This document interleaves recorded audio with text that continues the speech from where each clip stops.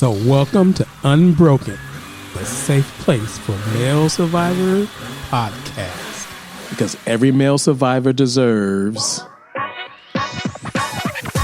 hope,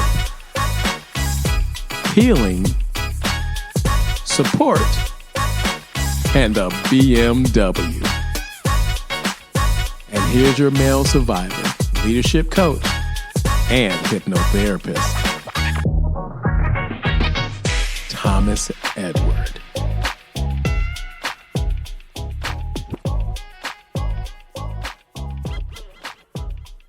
All right, guys, guess what? 9, 8, 7, 6, 5, 4, 3, 2, 1. Yes, all right, guys, Happy New Year. It is a new year. I can't believe this. 2026, man. You know, just sometimes you just think about how young you were and you look at it now and you're like, wow, 2026, where did the time go? So Happy New Year, guys, and to those who sent emails saying Happy New Year, and just one person said thank you for doing what you do. And I really enjoy doing what I do, and so thank you guys so much. Now, saying that, this might be the year for you. This might be the year for you to finally do Break My Abuse Code, resiliency coaching, right? The program, to go through the program. And I'm hoping there's some of you guys out there. Sometimes people are like, I've been listening to you for I don't know how long. And then, you know, I just decided, okay, I need to do this, and listening to all the results and stuff that the guys were getting.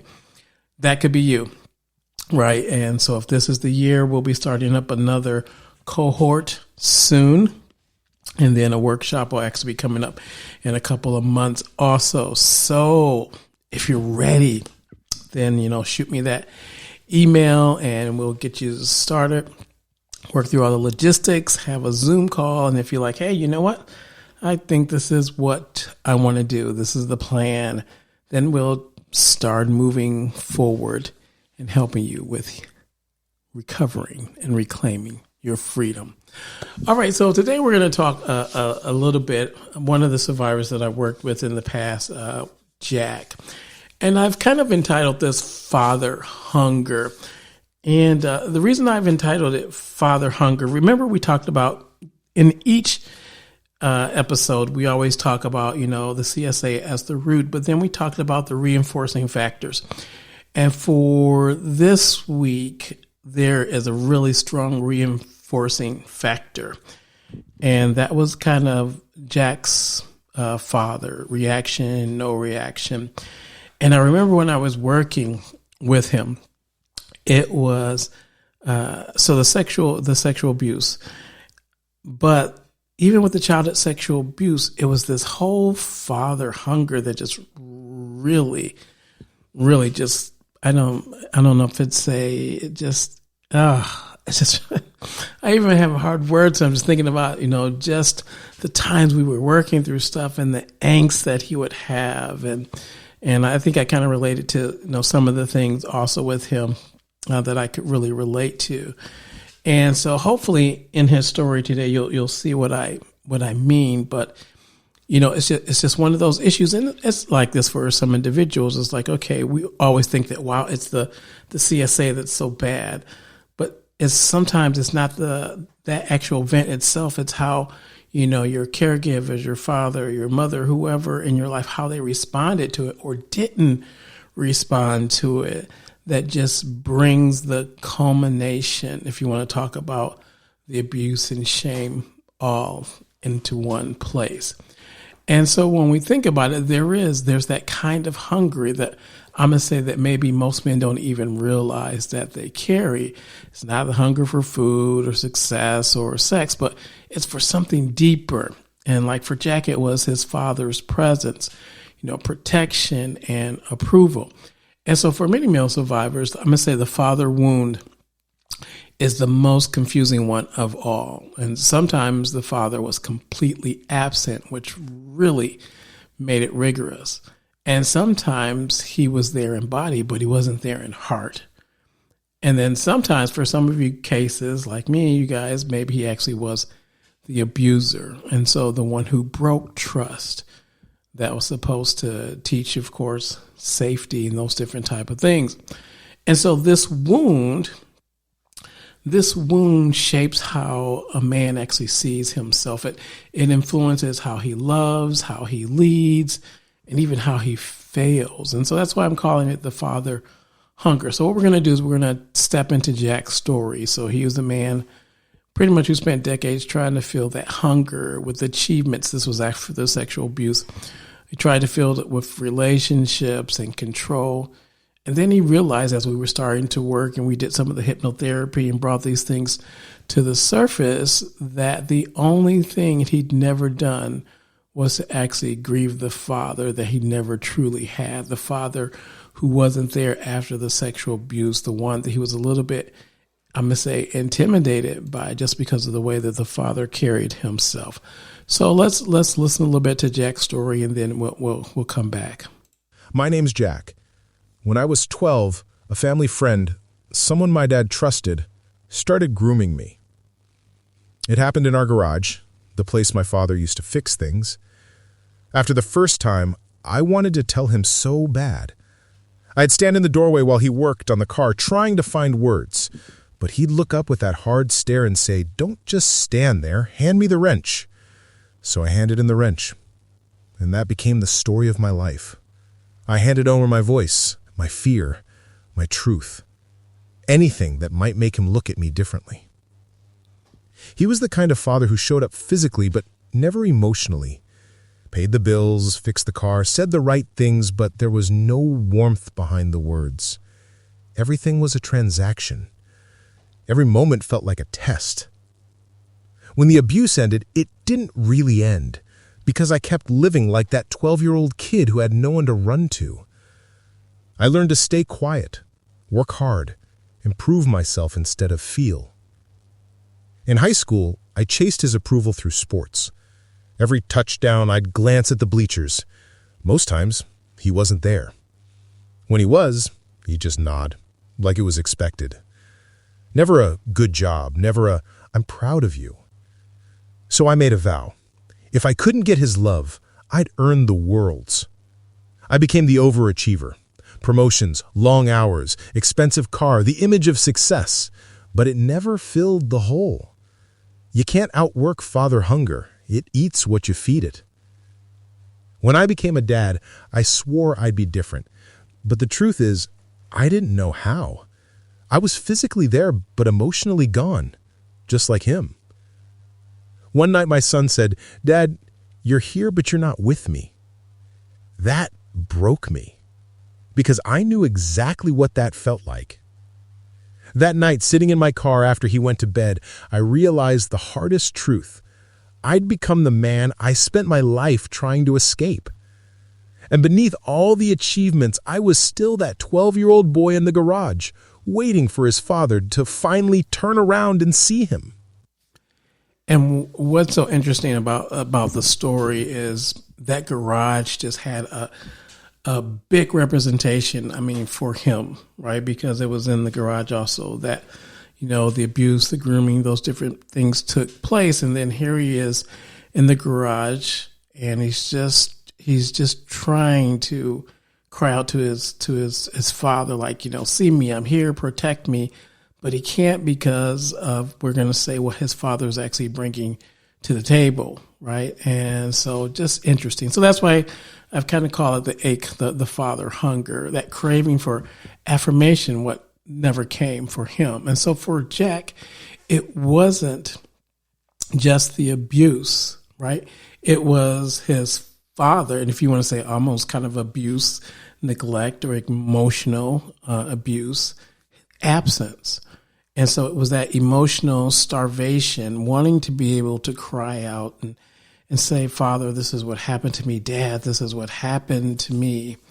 Now, for many male survivors, that kind of emptiness can be just as defining as the sexual trauma itself. And that's how it was for Jack. So he had the sexual trauma, which was the root, there it is. But then on top of that, right, the emotional starvation and emotional neglect and the father being absent. And so feeling like he really didn't have a place to go. And so that father hunger can shape how a man actually measures his worth. Sometimes for some of us, it drives perfection. It creates people pleasing or maybe even distance. And it becomes, I'm going to say, the invisible script behind every relationship, every failure, and even every success. So today we're just going to break that down a little bit. So if there are some of you guys out there can relate to this, I hope that it will help you. So, where this father hungry for him began, what it reinforces, and how does it quietly, I'm going to say, rewrite a man's life until he learns to face it. And I think working with Jack, it wasn't difficult, but it was very reflective because we had a lot of the same, I'm going to say, type of nuances that were happening, I'm going to say, from the father's perspective. And so, I could really relate as he was sharing the stories and sharing some of the things that he had gone through. And then it made it even a little bit easier for me, I think, to help him, because I'm like, okay, well, I experienced some of these. So here we go. So like we said, the root. So CSA, the childhood sexual abuse, was the root.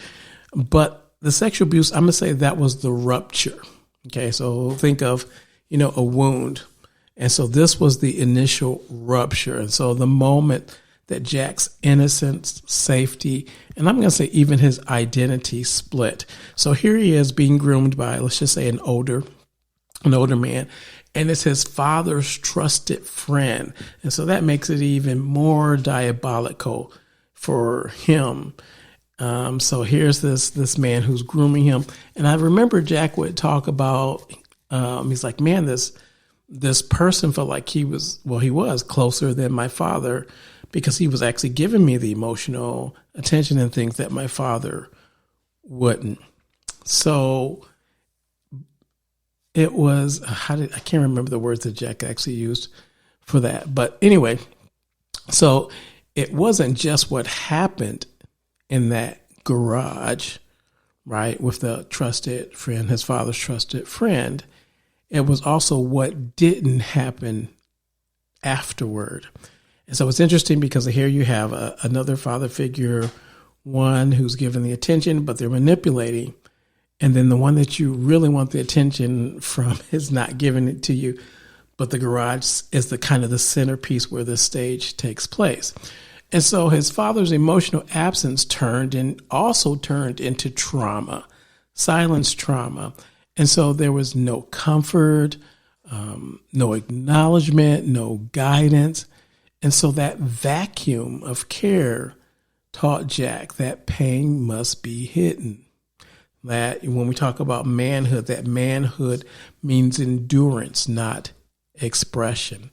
So in the trauma theory, we often say what breaks you isn't the pain, it's the aloneness that actually follows it. And I think that's kind of true for Jack and what he was experiencing.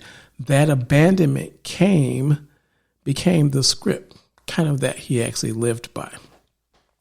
Well, we already talked about, okay, so what were some of the reinforcing factors? So if the CSA is the root, the rupture, what were some of the reinforcing factors of this trauma?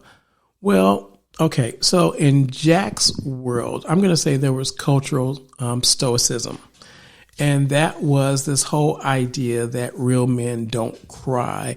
Real men, you don't talk about your problems, or you're not emotional.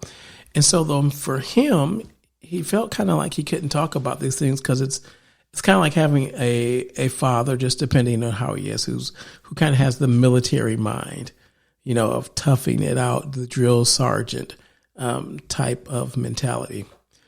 Other reinforcing factors for him were performance-based worth. And so his dad was really into that. And so his father's approval was actually tied to his achievements. So that's why he talks about, success. They had the cars, they had all these different type of things, because that approval was based upon his performance. Then we have, of course, a reinforcing factor of family silence. So in his life, emotional topics were just off limits. Okay, so we don't go on that, right? And especially for guys, you can't be emotional.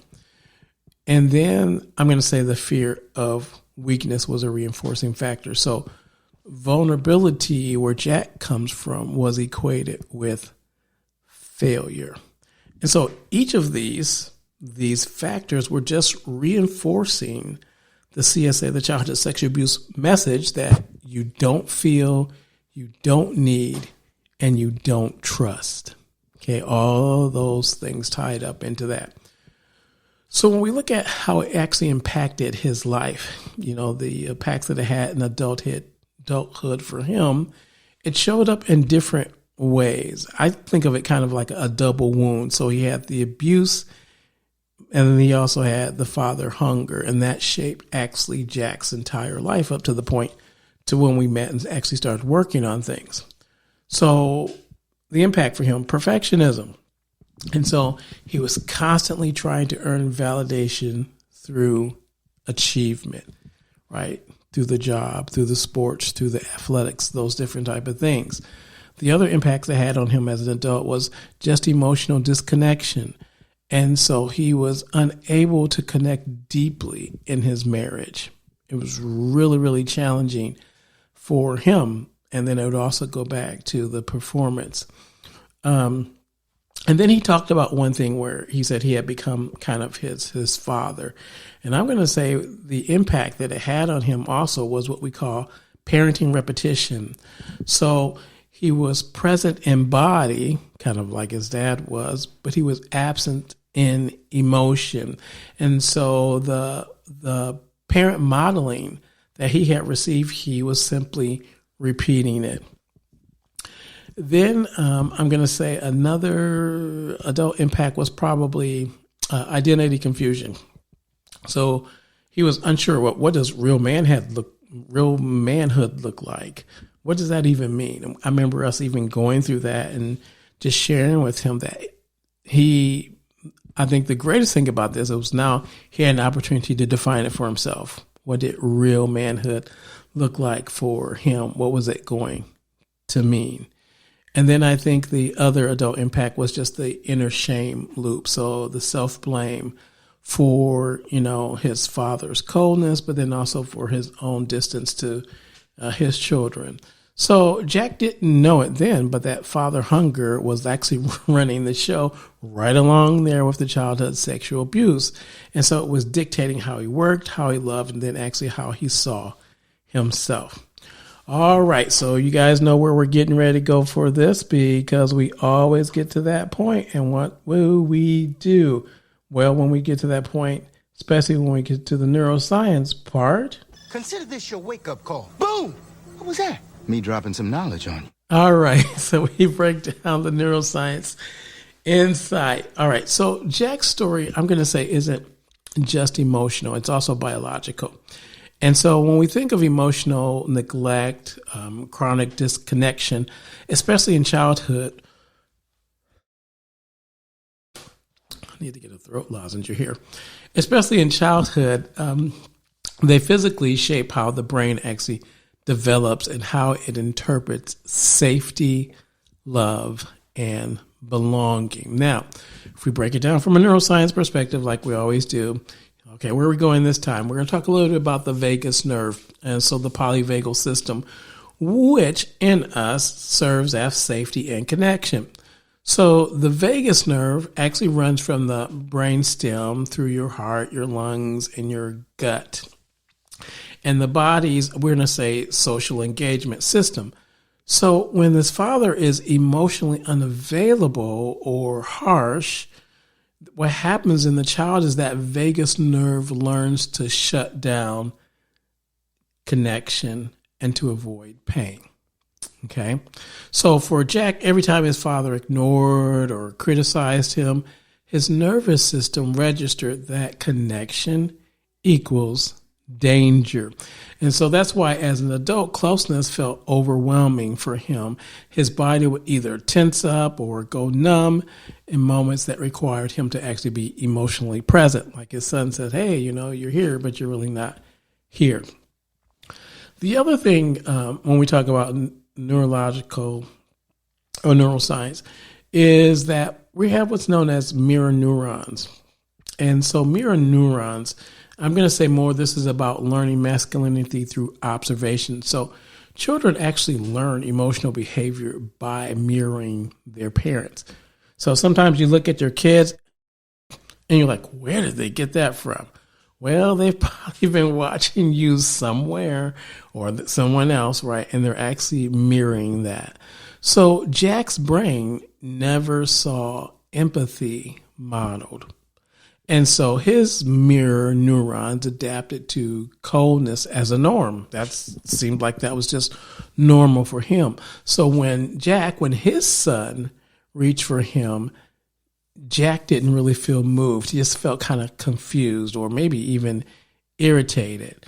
And it's not because he didn't care, but because his brain didn't have a template for that kind of interaction. Now, we've talked a little bit about the HPA axis, and for this one, we're going to refer to chronic stress and the kind of have to prove yourself loop. So now, remember the HPA is just simply the hypothalamic pituitary adrenal, okay, but we just call it HPA for short. And so this axis regulates your stress hormones like cortisol. You guys have all heard of cortisol. So in kids that are raised under emotional distance or criticism, it stays on high alert. Okay. And so that's why Jack's drive to achieve wasn't really ambition. It was survival. So his body was addicted to the stress hormone, that cortisol, mistaking that for productivity and for safety. Okay. So Jack wasn't really chasing success. He was actually chasing regulation. Okay, hopefully that a little bit made a little bit sense there. So what are some strategies? How you say, okay, I'm dealing with this father hunger. All right, so you talk about breaking my abuse code. How can we rewire this father code? What are some strategies? Okay, so for survivors, we're going to say like Jack out there, healing the father hunger isn't about replacing the father, but it's about rewriting. I'm going to say that internal father code. Now, I am going to share with you one of the things I actually do when I'm working with survivors and they come through the program and they do have this.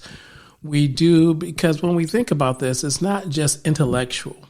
There's a relationship side to it, a social side to it, an emotional side to it. And oftentimes what I do is we try and find someone in their life who's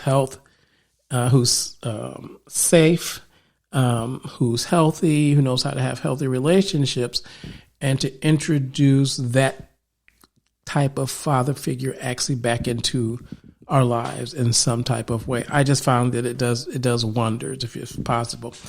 But when we were coaching, that was one of the pieces. One of the things it looked like is we did reparenting the inner child. And so I had Jack to start writing letters to his younger self. So the boy who looked for his dad, right, in the stands, but who wasn't there. Or instead of judgment, he would practice compassion, right? And so, hey, you did everything that you could to survive. And man, I'm so sorry that, it was one of my best friends that hurt you. But just want to let you know that, man, you're worthy and that I love you. You've always been worthy. And so we would have them do different things like that. So reparenting the inner child. And so this reparenting work, we were just trying to help them to integrate what we call the fractured self. And so the boy and the man are both finally starting to talk. The other thing we did was we did safety practice. And so what we did was we used breathing and grounding exercises to, remember we talked about that vagus nerve and the neuroscience, to actually activate that vagus nerve. So deep exhale, hand over chest. You guys have heard me talk about that one before. Even slow hums. It's so interesting. And I can't remember what the neuroscience is, but there's something behind humming and I know it's not moaning, but yeah, maybe it is moaning, just depending on, but humming. I just remember my grandma, she would all the time, because she's from down south, right? And oh, I love my grandma. And she would hum out to, and it was just something actually that was comforting about that. And it's like, of course, now studying the neuroscience and understanding the vagus nerve and understanding how those slow hums and what they actually do to the nervous system. I'm like, wow, I'm like, grandma, she was on top of it and she didn't even know. And so what this does is it actually retrains the nervous system to actually feel safe. And it's interesting. I remember when I was around grandma and she'd be humming, you know what? You did feel safe and you did feel connected rather than threatened. So go on, grandma. Go ahead. You may not have no college degree, but girl, you had it going. All right. So number 3 is we're creating symbolic father figures. That's the one that we talked about, right? And so we had Jack to identify those men who modeled the qualities that his father couldn't. So like empathy, accountability, and patience, right? And so not to idolize them, but to study them and to just see, oh, okay, that's what that looks like. And then for those that we could have a relationship with, we developed some of those there. And so this gave his mirror neurons that we talked about a new blueprint for mature masculinity. And then we threw in the affirmation rituals. And so notice, and when we talk about this is why a lot of people, they come and say, okay, well, if you just repeat this so many times, you'll believe. Well, no, it has to be accompanied by these other things. So that's what I said, the emotional part, the social part, they all have to be in play. And then the affirmations actually start to work. So every morning, Jack would practice one affirmation that felt uncomfortable, but true. Now notice what I said, uncomfortable, but yet true. And it was, I am enough without proving it, right? Because for him, that was key. I'm enough without proving it. So over time, this began rewiring his reward system, plus the other things that we talked about that we put in place, and moving his sense of worth from performance to actually presence, right? So not a human doing, a human being. Now, when we talk about, I'm going to say the coaching, the resilience part of this, when Jack actually first came into coaching, he didn't really talk that much about the abuse. He came in because he was just burnt out. So we were doing, I also do like executive coaching, those different type of things, personal development. But soon as we touched on his perfectionism, that's when these things started to come up. So the tears kind of start building behind his eyes, and he said, "Man, I haven't cried in like 30 years. What's going on?" And we didn't start with his father. We started with the 12-year-old. And so I asked him to picture that boy in the garage, wrench in hand, waiting for his dad to look up instead of just looking at the engine all the time. And I remember for the first time, Jack spoke those words that he never got to say, which was, something happened to me and I needed you. Okay. So that was kind of part of the coaching, and that kind of became the turning point. Okay. And so once he gave that moment of voice, his shame actually began to break. And then later we kind of circled back around to the father wound, and not to try and fix the relationship, but to reclaim, I'm going to say, the authority his father never modeled for him. So Jack, practiced being the protector that he needed, but he didn't receive. So grounding in his body, speaking truth, showing up emotionally for his own son was really important, and something that we worked on in the process. This is the reason I love coaching, because there's so many facets of it that we get to work with. And then one night, instead of walking past his son's door, he actually knocked on the door. He sat down and he says, "You know what? I'm still learning how," and I love when parents do this, and when we get a chance, "I'm still learning how to be a dad, but I want you to know I love you." Right? And you'll be surprised what kids can relate to and understand, right? If we just take the time to really think, reflect, and then just be honest. And so his son didn't really say, too much, but guess what he did? So he leaned in and he hugged him. Okay, so that moment actually rewired years of silence for Jack. And so Jack realized that healing the father wound was never about fixing his dad. It was about rescuing that little boy who got left behind and teaching, himself what real manhood looks like, what it feels like, how it can be safe, how it can be steady, and how he can be present and how he can be human. Woo! Oh my goodness, I almost made it exactly to 30. Okay, but I still have a little more to talk about. So as we close, guys, first of all, like I said, Happy New Year. But if you're dealing with the father hunger, just remember it doesn't erase the emotional sexual abuse trauma that happened to you. It deepens it.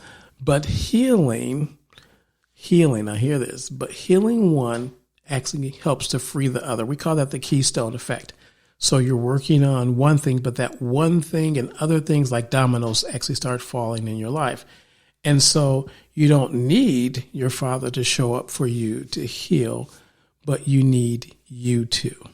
Okay. So as a reflection prompt, this is what I want you to think about. What would happen if you stopped trying to earn your worth and simply started believing in it? In other words, you already have it.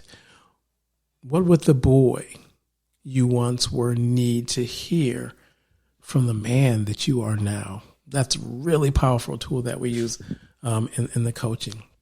All right, so just our little recap here. So the CSA root is there, right? So it was that sexual abuse, the sexual trauma that fractured Jack's safety. And then his father's absence, I'm going to say, sealed it.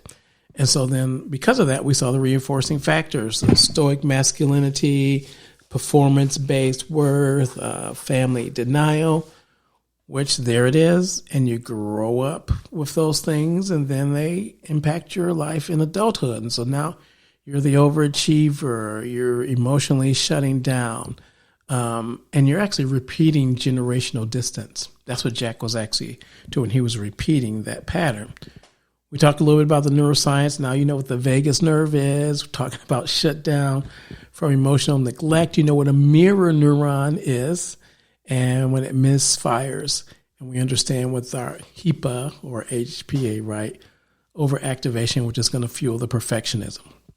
So what's the strategy that we can use? Rewire the father code, right? Reparent the inner boy.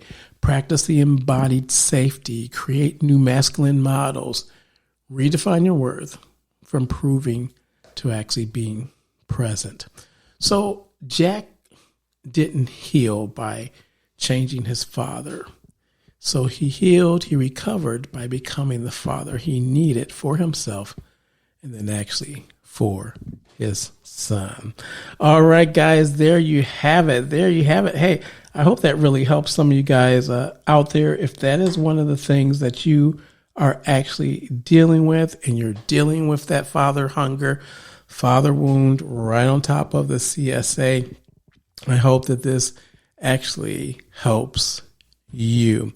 All right, guys, it's another new year. And guess what? We get to decide who we want to be, what we want to do, how we want to heal, and how we want to reclaim our life from the sexual trauma that is in our life. And this is a place for you, right? Just go up to the website, bettermalesurvivors.com, because that's what we want to be. We want to be better male survivors. And just remember, if you're like, man, I just don't know where to go, send me an email. Right? I promise you, I read all the emails that I get, right? And I'll even respond to some of them if you ask me, hey, what do you think, Coach T? I'll let you know what I think. And so, what was that commercial was it Coke, You've Got a Friend? I can't remember. Maybe it was actually a TV show. I'm probably dating myself there. But anyway, there is someone here who cares, and there is a place. So don't ever think that you don't have a place to turn to, even if it's just to be heard, to just be seen, because that's something as children that we all want. And even still in our adult phase, we will also need. All right, guys, until our next podcast, all right, be safe.